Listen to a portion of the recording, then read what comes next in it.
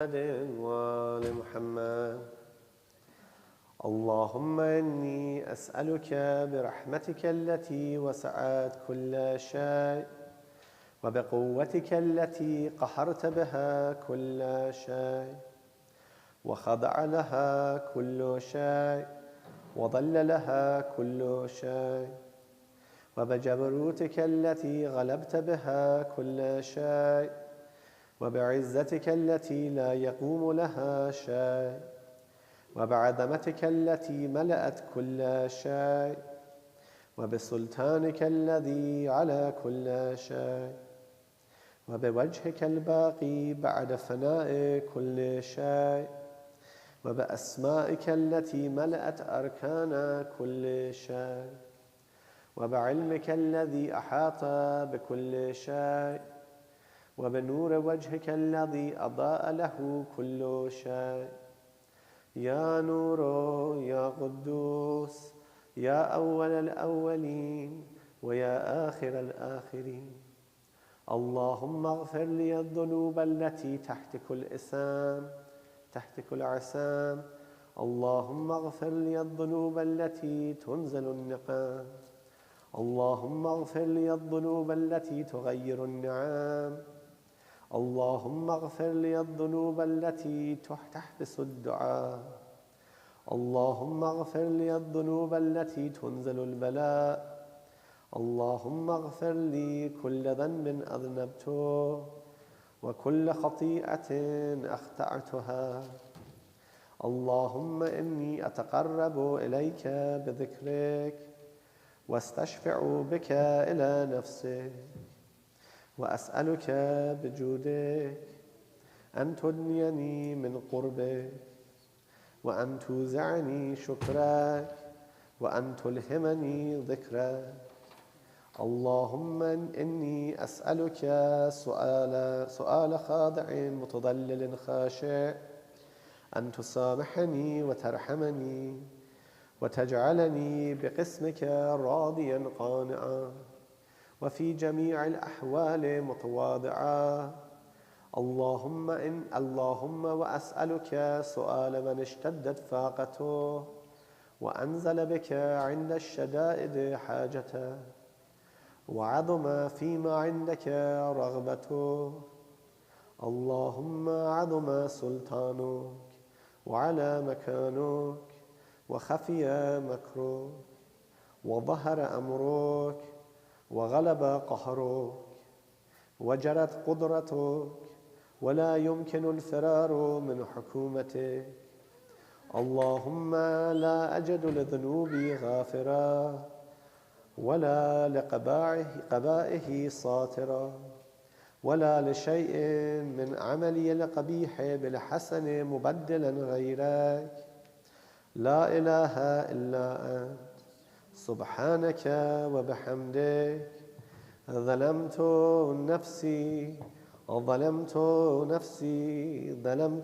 نفسي وتجرأت بجهلي وسكنت إلى قديم ذكرك لي ومنك علي. اللهم مولاي كم من قبيح سترته وكم من فادح من البلاء أقلته وكم من عثار وقيته وكم من مكروه دفعته وكم من ثناء جميل لست أهلا له نشرته. اللهم عظم بلائي وأفرط بي سوء حالي وقصرت بي أعمالي وقعدت بي أغلالي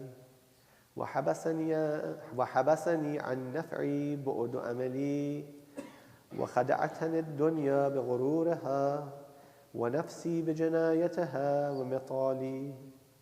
يا سيدي فأسألك بعزتك أن لا يحجب عنك دعائي سوء عملي وفعالي ولا تفضحني بخفي ما اطلعت عليه من سري ولا تعاجلني بالعقوبة على ما عملته في خلواتي من سوء فعلي وإساءتي ودوام تفريطي وجهالتي وكثرة شهواتي وغفلتي. وكن اللهم بعزتك لي في كل الأحوال رؤوفا، وعلي في جميع الأمور عتوفا. إلهي وربي، من لي غيرك أسأله كشف ضري والنظر في أمري. إلهي ومولاي، أجريت علي حكما اتبعت فيه هوى نفسي، ولم أحترس فيه من تزيين عدوي، فغرني بما أحوى وأسعده على ذلك القضاء، فتجاوزت بما جرى علي من ذلك بعد حدودك، وخالفت بعد أوامرك، فلك الحجة علي في جميع ذلك، ولا حجة لي فيما جرى علي فيه قضاؤك. وألزمني حكمك وبلاؤك، وقد أتيتك يا إلهي بعد تقصيري وإسرافي على نفسي، معتذرا نادما، منكسرا مستقيلا، مستغفرا منيبا، مغرا مذعنا معترفا. لا أجد مفرا مما كان مني، ولا مفزعا أتوجه إليه في أمري غير قبولك عذري، وادخالك إياي في سعة رحمتك. اللهم فاقبل عذري وارحم شدة ضري، وفكني من شد وثاقي. يا رب ارحم ضعف بدني ورقة جلدي ودقة عظمي، يا من بدأ خلقي وذكري وتربيتي وبري وتغذيتي. هبني لابتداء كرمك والسالف برك بي. يا إلهي وصيدي وربي، أتراك معذبي بنارك بعد توحيدك، وبعد ما انطوى عليه قلبي من معرفتك، ولهج بي لساني من ذكرك، واعتقده ضميري من حبك، وبعد الصدق اعترافي ودعائي خاضعا لربوبيتك. هيهات أنت أكرم من أن تضيع من ربيته، أو تبعد من أدنيته، أو تشرد من آويته، أو تسلم إلى البلاء من كفيته ورحمته. وليت شعري يا سيدي وإلهي ومولاي، أتسلط النار على وجوه خرت لعظمتك ساجدة، وعلى ألسن نطقت بتوحيدك الصادقة، وبشكرك مادحة، وعلى قلوب اعترفت بإلهيتك محققة، وعلى ضمائر حوت من العلم بك حتى صارت خاشعة، وعلى جوارح سعت إلى أوطان تعبدك طائعة، وأشارت باستغفارك مذعنة. ما هكذا الظن بك، ولا أخبرنا بفضلك عنك يا كريم يا رب. وأنت تعلم ضعفي عن قليل من بلاء الدنيا وعقوباتها، وما يجري فيها من المكاره على أهلها، على أن ذلك بلاء ومكروه، قليل مكتوب، يسير بقاؤه، قصير مدته. فكيف احتمالي لبلاء الآخرة وجليل وقوع المكاره فيها، وهو بلاء تطول مدته ويدوم مقامه، ولا يخفف عن أهله، لأنه لا يكون إلا عن غضبك وانتقامك وسخطك. وهذا ما لا تقوم له السماوات والأرض. يا سيدي، فكيف لي وأنا عبدك الضعيف الذليل الحقير المسكين المستكين؟ يا إلهي وربي وسيدي ومولاي، لأي الأمور إليك أشكو ولما منها أضج الأبكي لأليم العذاب وشدته أم لطول البلاء ومدته فلئن صيرتني لعقوبات مع أعدائك وجمعت بيني وبين أهل بلائك وفرقت بيني وبين أحبائك وأوليائك فهبني يا إلهي وسيدي ومولاي وربي صبرت على عذابك فكيف أصبر على فراقك وهبني صبرت على حر نارك فكيف أصبر عن النظر إلى كرامتك أم كيف أسكن في النار ورجائي عفوك فبعزتك يا سيدي ومولاي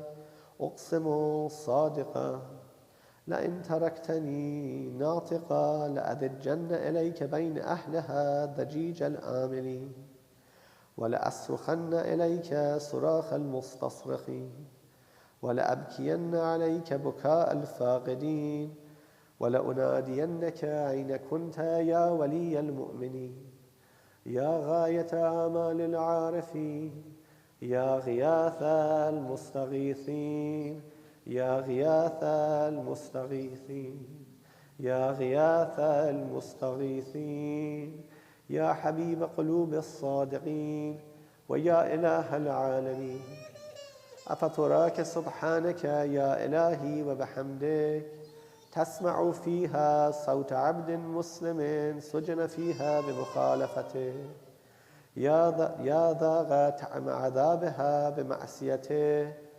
وحبس بين أطباقها بجرمه وجريرته وهو يضج إليك ضجيج مؤمل لرحمتك ويناديك بلسان أهل توحيدك ويتوسل إليك بربوبيتك يا مولاي فكيف يبقى في العذاب هو يرجو ما سلف من حلمك أم كيف تؤلمه النار وهو يأمل فضلك ورحمتك أم كيف يحرقه لهيبها وأنت تسمع صوته وترى مكانه أم كيف يشتمل عليه زفيرها وأنت تعلم ضعفه أم كيف يتقلقل بين أطباقها وأنت تعلم صدقه أم كيف تزجره زبانيتها وهو يناديك يا رب أم كيف يرجو فضلك في عتقه منها فتتركه فيها هيهات ما ذلك الظن بك ولا المعروف من فضلك ولا مشبه لما عاملت به الموحدين من برك وإحسانك فباليقين أقطع لولا ما حكمت به من تعذيب جاحديك وقضيت به من إخلاد معانديك لجعلت النار كلها بردا وسلاما وما كان لأحد فيها مقرا ولا مقاما لكنك تقدست أسماؤك أقسمت أن تملأها من الكافرين من الجنة والناس أجمعين وأن تخلد فيها المعاندين وأنت جل ثناؤك قلت مبتدئا وتطولت بالإنعام متكرما أفمن كان مؤمنا كمن كان فاسقا لا يستؤون إلهي وسيدي فأسألك بالقدرتك التي قدرتها وبالقضية التي حتمتها وحكمتها وغلبت من عليه أجريتها أن تهب لي في هذه الليلة وفي هذه الساعة كل جرم أجرمته وكل ذنب أذنبته وكل قبيح أصررته وكل جهل عملته كتمته أو أعلنته أخفيته أو أظهرته وكل سيئة أمرت بإثباتها الكرام الكاتبين الذين وكلتهم بحفظ ما يكون مني، وجعلتهم شهودا علي مع جوارحي، وكنت أنت الرقيب علي من ورائهم والشاهد لما خفي عنهم، وبرحمتك أخفيته وبفضلك سترته، وأنت تؤثر حظي من كل خير أنزلته أو إحسان فضلته أو بر نشرته أو رزق بسطته أو ذنب تغفره أو خطأ تستره. يا ربي يا ربي يا رب، يا ربي يا ربي يا رب، يا ربي يا ربي يا رب، يا إلهي وسيدي ومولاي ومالك ربي، يا من بيده ناصيتي، يا عليما بضري ومسكنتي، يا خبيرا بفقري وفاقتي، يا ربي يا ربي يا رب، يا ربي يا ربي يا رب، يا ربي يا ربي يا رب، أسألك بحقك وقدسك وعظم صفاتك وأسمائك أن تجعل أوقاتي من الليل والنهار بذكرك معمورة وبخدمتك موصولة، وأعمالي عندك مقبولة، حتى تكون أعمالي وأورادي كلها وردا واحدا، وحالي في خدمتك سرمدا.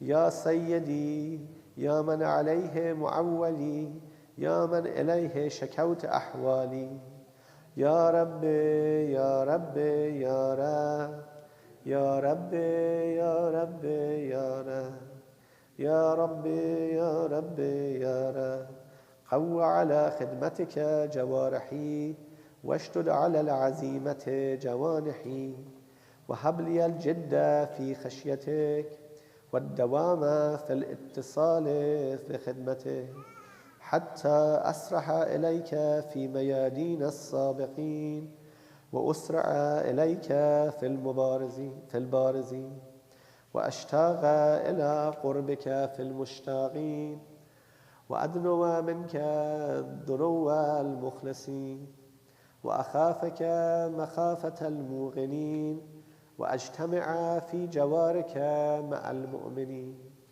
اللهم ومن أرادني بسوء فأره، ومن كادني فكه، واجعلني من أحسن عبيدك نصيبا عندك، وأغربهم منزلة منك، وأخصهم زلفة لديك، فإنه لا ينال ذلك إلا بفضلك، وجد لي بجودك، واعطف علي بمجدك، واحفظني برحمتك، واجعل لساني بذكرك لهجا، وقلبي بحبك مطيما، ومن علي بحسن إجابتك، وأغلني عثرتي، واغفر زلتي، فإنك قضيت على عبادك بعبادتك، وأمرتهم بدعائك، وضمنت لهم الإجابة، فإليك يا رب نصبت وجهي، وإليك يا رب مددت يدي، فبعزتك استجب لي دعائي، وبلغني مناي، ولا تقطع من فضلك رجائي، واكفني شر الجن والإنس من أعدائي. يا سريع الرضا، يا سريع الرضا، يا سريع الرضا، اغفر لمن لا يملك إلا الدعاء، فإنك فعال لما تشاء.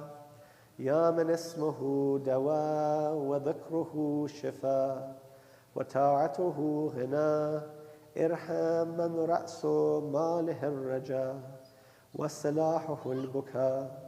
يا سابغ النعم، يا دافع النقم، يا نور المستوحشين في الظلام يا عالما لا يعلم صل على محمد وآل محمد وافعل بما أنت أهله وصلى الله على رسوله والأئمة الميامين من آله وسلم تسليما كثيرا اللهم صل على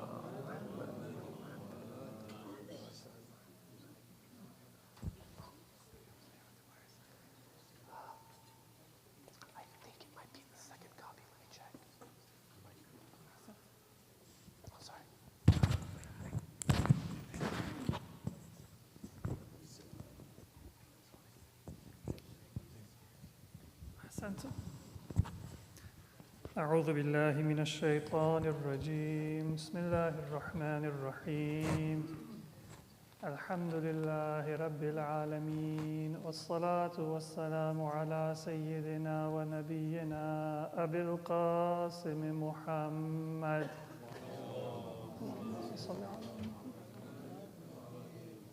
وعلى أهل بيته الطيبين الطاهرين ولعنة الله على أعدائهم إلى قيام يوم الدين رب اشرح لي صدري ويسر لي أمري واحلل عقدة من لساني يفقه قولي أما بعد السلام عليكم ورحمة الله وبركاته. Today I would like to look at a hadith attributed to our sixth Imam, Imam Ja'far ibn Muhammad as-Sadiq alayhim as-salam, in which the Imam quotes one of those chosen pious people honored by Allah mentioned in the Quran, Luqman, known as Luqman al-Hakim, the wise man. And our sixth Imam says, قَالَ لُقْمَانُ لِبْنِهِ.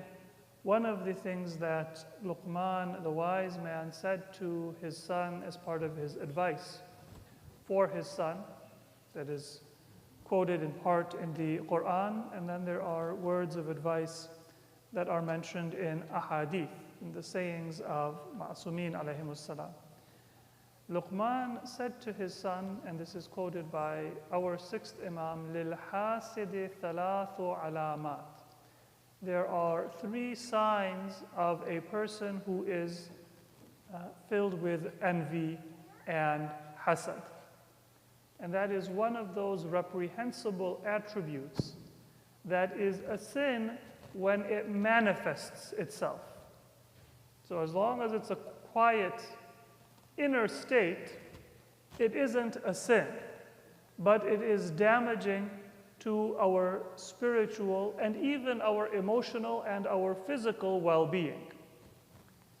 So when it manifests itself, when it shows itself, then it crosses the territory from being not punishable by Allah to being a sin and being worthy of punishment.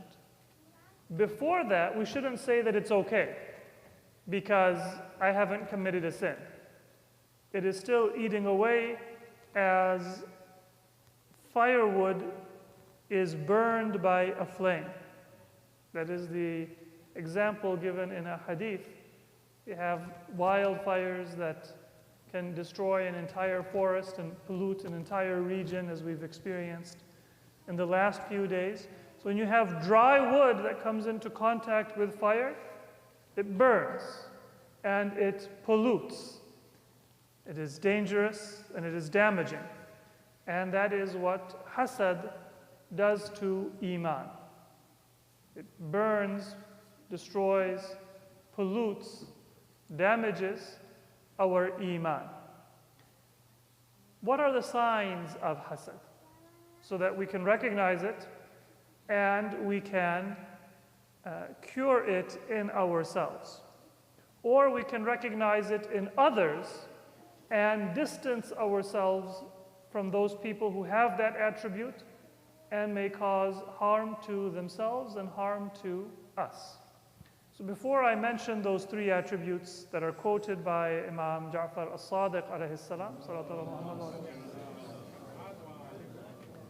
just a reminder, when we have a hadith about any moral attribute, whether it be a good attribute that we are to develop, known as a fadila, or an evil attribute that we are to avoid, known as a radila, these are things that are within our control. Many times we have this misunderstanding that we can't control our feelings and our emotions. I'm just this way. That's how I am. That's how I feel. Well, if that's how I am and that's how I feel, then I need to work on it in order to make sure that I do not damage myself. How I am or how I feel is a starting point, not an ending point for our growth and our development. There are many things that I don't know, but if I want, I can study and I can learn them. And similarly, there are things that I don't feel, but if I want, I can grow and learn and develop, and I can begin to appreciate and I can begin to feel those things through the growth of my soul and my heart. Just like I can learn new things through the growth of my mind and my experience. So if somebody, for example, says something to me and I say that, well, I don't know that language and I can't understand it. That's true, but it's not an obstacle for me to learn and then find out what does, for example, Subhanallah mean. If I don't know what it means in Arabic now, I can learn it. And if I were to say that I don't know what that means, I can't know it, then that is foolish. The same thing is true of our feelings. Maybe I am an envious person now, but there are ways for me to change my feelings so that rather than being filled with envy, with jealousy, with hasad, I can become sincere in my thinking and in my relationship with other people, in particular with other mu'mineen.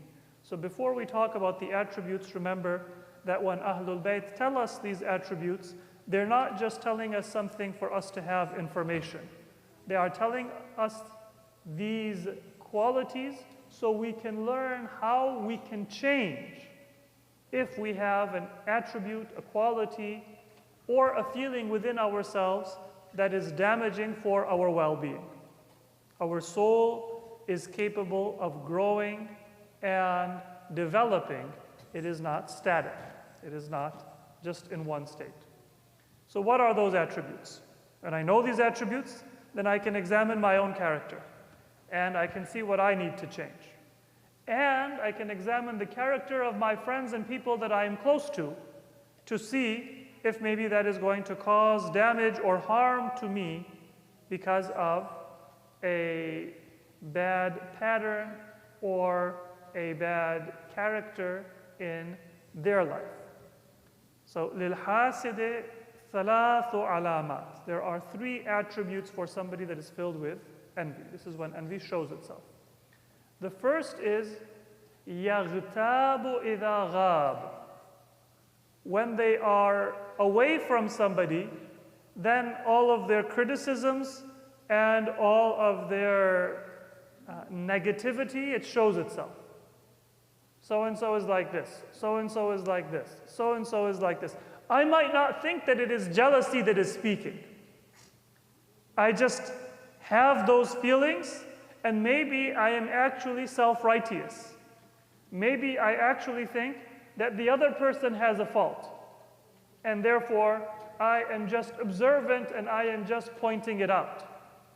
Maybe it's something that I will justify by saying I'm telling other people so they are safe and they are on guard. But regardless of if that person has a fault or not, if I am able to speak critically and negatively when somebody is absent, then I have to examine myself. And what is my reason for speaking in that way? Am I really trying to protect somebody from harm? If that is the case, then I will only say enough to make sure that the other person does not harm their own well-being. So for example, if there is somebody who does not repay people when they take a loan or they borrow something, if I simply say, be careful, because I've had some experiences and I have not gotten my loan back on time, or they've borrowed something and then they broke it or they damaged it or they lost it, they didn't get back to me, so be careful. That's not ghiba. And maybe I can say that I am doing that with a constructive purpose.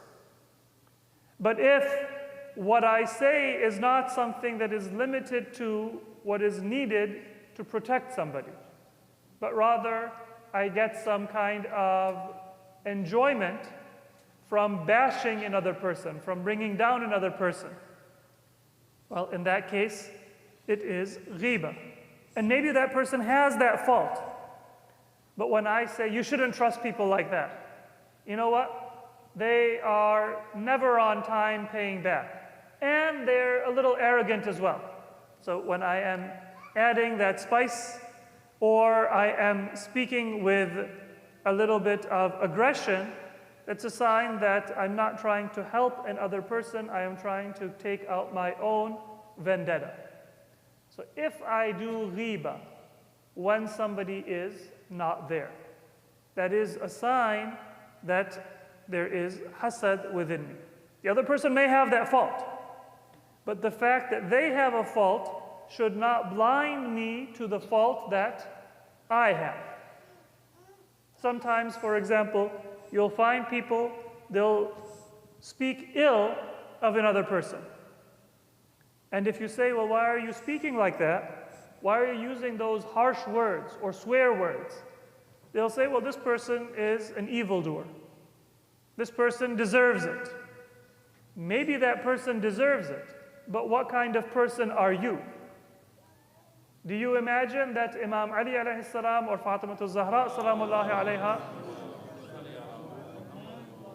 they would want to hear their Shia using those words? Or do you imagine that when people oppressed them, they used bad language?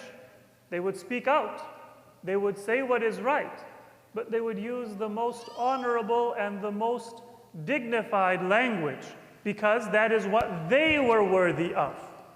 It isn't what their enemies or their oppressors were worthy of that is important. It is what they are worthy of. So if I am a lover of Imam Ali and a follower of Ahlul Bayt, then it doesn't matter what that person has done wrong. I should speak in an honorable manner. And that is an excuse that we sometimes use without even realizing it. I say that person is evil, that person deserves it, so I am just telling the truth. Well, ghiba is a sin, not because it is false. Ghiba is a sin because even if it is true, it brings down another person, and it brings down the person who speaks it, and it destroys relationships among people. If you say something that is not true, that is buhtan. That is slander. That is also a sin. But ghiba is when you say something that is true, but it doesn't need to be said. And saying it causes damage.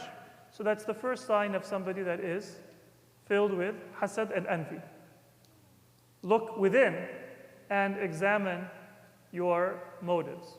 And if you have a friend who does that, then sometimes we like people who gossip because they're interesting. Their conversations are juicy and they are interesting. So sometimes the village gossip is often somebody that people like to listen to. And that's also part of our modern culture. It's not even in person. A lot of times we don't do these things in person. But we're filled with so much trivia that you can find out who has marital problems and who has a divorce and who has problems with their children and what's going on in people's lives. Much of that trivia is ghiba, in particular if it applies to believers. So not only should I not do it, but I shouldn't stomach it, I shouldn't listen to it, I shouldn't tolerate it in my presence. Walk away if somebody is gossiping.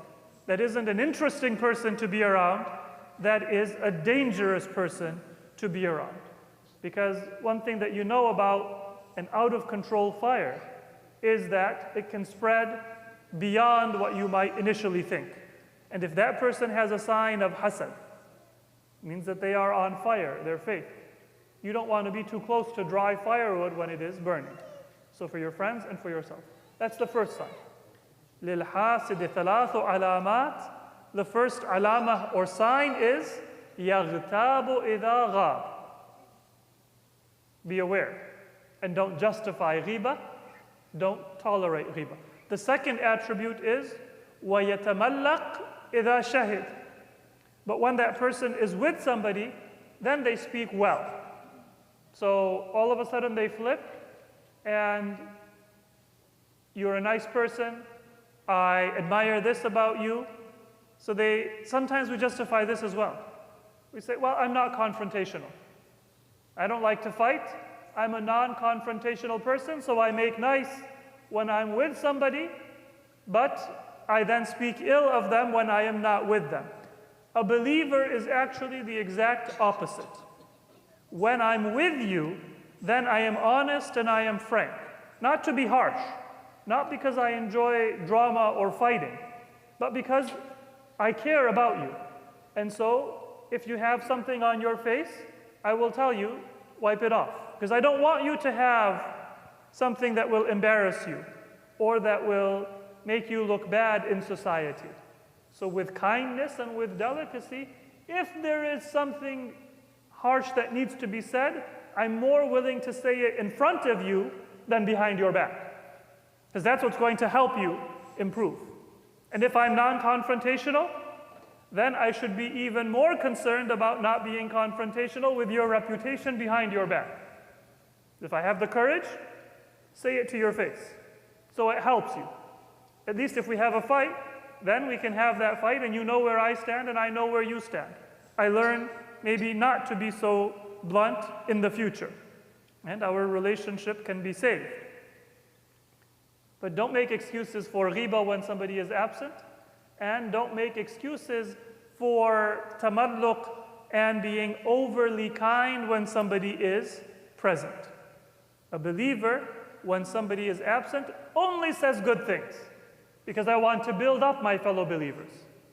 And when we are present, we still are kind and generous, but that's when we say what we need to say in order to protect and to help each other become better people. So, hasid, one is that they do ghiba when they're absent. Two is that they do tamalluq, meaning they speak overly kindly in a fake manner when somebody is present. And third, وَيَشْمَتْ بِالْمُصِيبَةِ. And they take a secret pleasure in the misfortunes of other people. So, what is my response when I hear that somebody didn't succeed at something they were hoping for? They didn't get the job. They didn't get into the school they wanted to get into. Something that they were hoping for didn't work out. Is my response, serves them right? Is it, well, what do they think that they were? Who do they think that they are? Or that should have been me anyway. They didn't deserve it. If I have a negative response when somebody suffers misfortune, then that is a sign of hasad. And the purpose of this reminder is for us to take our attention away from always critiquing others, even if the critique is justified, and to look within ourselves, to rectify and to better our own character. The effect is that rather than being filled with negativity and competitiveness and envy, we are filled with optimism. Make it a habit in your life. Smile even if you are not feeling happy. Praise people even if you are feeling a little disappointed or angry at them. Speak ill of people, not ill, but give your criticism of people to their face. And speak well of people in their absence. It may or may not change the other person. It will improve your relationships, but it may or may not change those relationships. What it will definitely change is what kind of person you are, because you will become more hopeful and more optimistic and more trusting in Allah subhanahu wa ta'ala. The real benefit is not even in your relationships with others, but rather in your relationship with yourself and your relationship with Allah subhanahu wa ta'ala. So look within, make yourself an optimist. Through that optimism, you will also have a positive effect on your relationships. If you are a critical person, then look within and see, maybe without realizing it, there is envy or there is hasad that makes me so critical of what other people do wrong.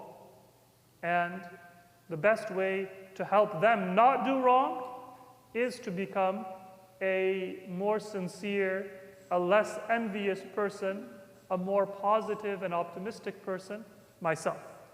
And finally, also look at your circle of friends. If these attributes are found among your friends, if they're close and you're frank with them, then help them overcome those attributes.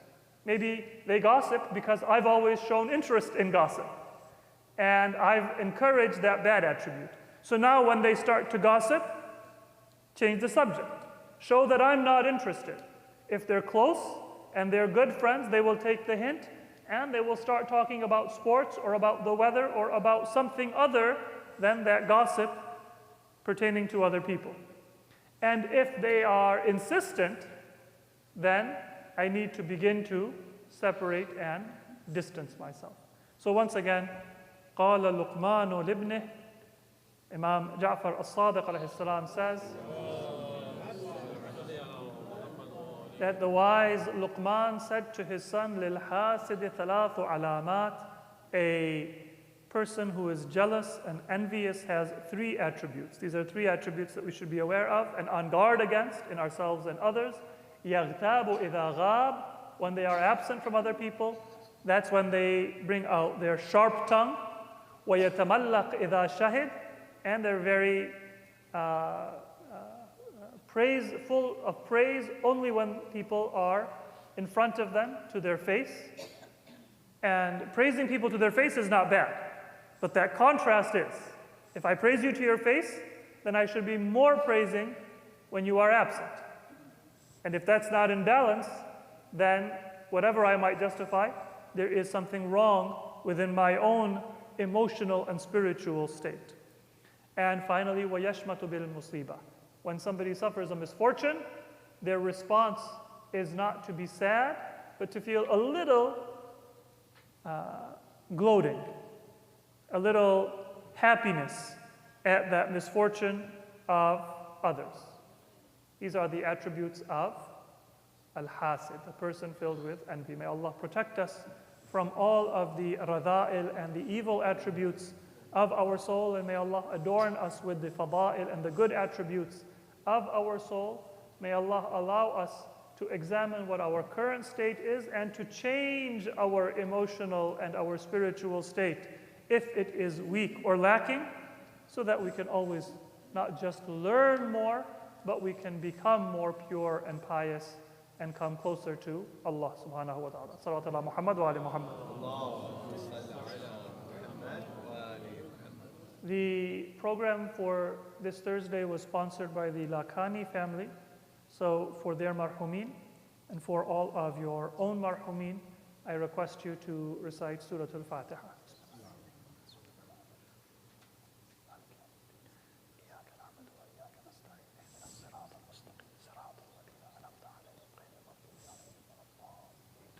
Allahumma salli ala Muhammadin wa ali Muhammad. And we will have ziyarat, which will be, let's do the ziyarat after Salatul Maghrib and Isha. So we'll have ziyarat, inshallah, after prayer. We'll do ziyaratul warith. Right now we will have a small meal, inshallah, and then we will have Salatul Maghrib at 8:50.